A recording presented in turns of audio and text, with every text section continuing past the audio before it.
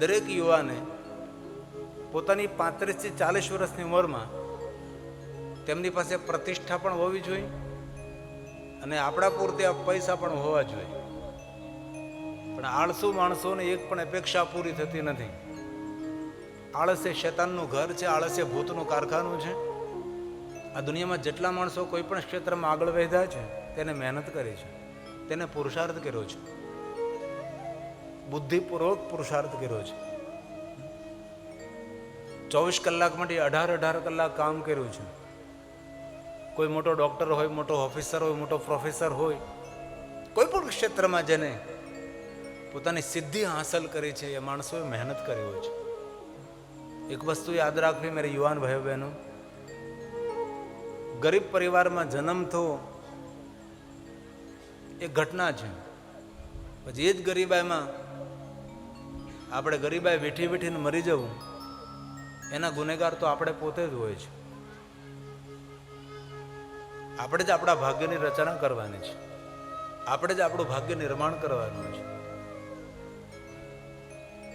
અને દરેક યુવાન દીકરા દીકરીઓ આવા સફળ પુરુષોની કથાનું વાંચન કરવું જોઈએ. પુસ્તકોમાંથી ઘણું બધું મળે છે. જીવનમાં આગળ કેમ વધવું, કેવી રીતે જીવનમાં આગળ વધી શકાય, કેટલી વાતને કેટલી વસ્તુને ધ્યાનમાં રાખવી જોઈએ. મોટિવેશન, ઘણી શિબિરો પણ થતી હોય છે. દરેક ક્ષેત્રે શિબિર અલગ અલગ હોય છે. ખેતીમાં તમારે માસ્ટરી મેળવો તો ખેતીની શિબિરો થતી હોય છે. વેપાર ક્ષેત્રમાં આગળ વધુ તો વેપારીઓ લોકોની શિબિર થતી હોય છે. તેની અંદર એના મોટિવેશન સ્પીકરો હોય છે, તમને માર્ગદર્શન કરે કે આવી રીતે આમ કરો તો આગળ વધી શકે, આવી રીતે આમ કરો, આ વસ્તુને ધ્યાનમાં લ્યો, આ વસ્તુને ધ્યાનમાં લ્યો. પણ ઘણા માણસો બધી વસ્તુથી વંચિત થઈ જતા હોય છે.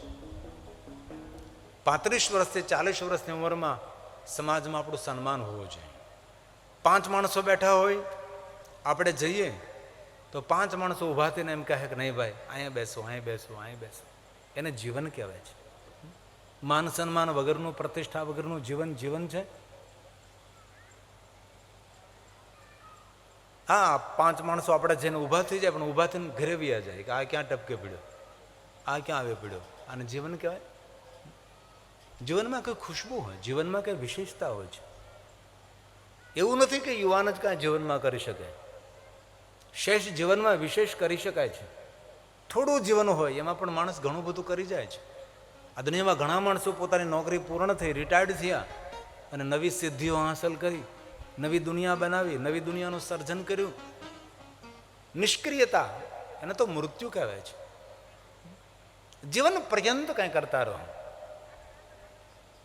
તમારો સમાજ, તમારું રાજ્ય, તમારો જિલ્લો, તમારો તાલુકો, તમારું ગામ, તમારો મહોલ્લો, તમારું નામ ગૌરવથી નહીં એવું આપણે કરી શકીએ છીએ. કોઈનો ઇજારો નથી. કોઈ પણ માણસ પોતાના જીવનમાં કંઈ ક્રાંતિ કરી શકે છે.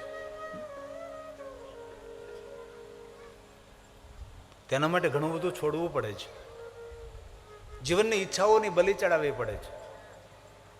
ઘણી બધી મનની કામના હોય છે, એ કામનાઓની બલિ ચડાવવી પડે છે, સમર્પિત થવું પડે છે.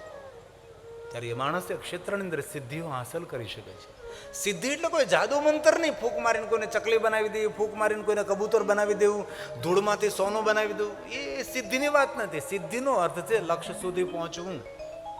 સિદ્ધિનો અર્થ છે સાચી સમજણ. જપે પંચાક્ષરમ સર્વ સિદ્ધિ લભે ન રહ. શિવપુરાણ ગ્રંથનો શ્લોક છે. જે કોઈ મનુષ્ય પંચાક્ષર મંત્રનો જાપ કરે છે, પંચાક્ષર મંત્ર ઓમ નમઃ શિવાય, એ મંત્રનો જે કોઈ આશ્રય કરે છે તેને દુનિયાની દરેક સિદ્ધિ જય વરે છે.